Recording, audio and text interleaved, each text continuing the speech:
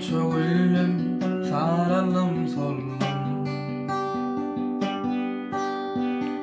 Ottum yandım, körüdüm söndüm. Yar suyu töversin kaldım.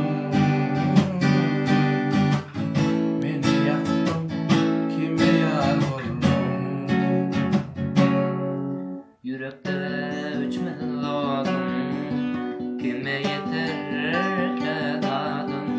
Yanyar içim, yanyar içim, bir vefalı sen için. Yürekte içmez oldum, kime yeter ki tadım. Yanyar içim, yanyar içim, bir vefalı sen için.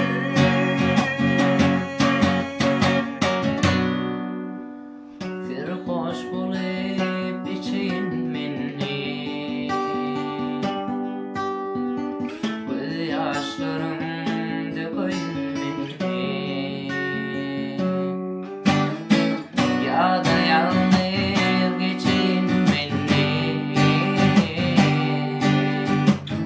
kime sıram açayım meni. Yürekte üçmez oldum, kime yeter ki tadım. Yanyar içim, yanyar içim, bir vefalı sen için. Yürekte üçmez oldum, kime yeter ki tadım. Yanyar içim, yanyar içim, bir vefalı sen için.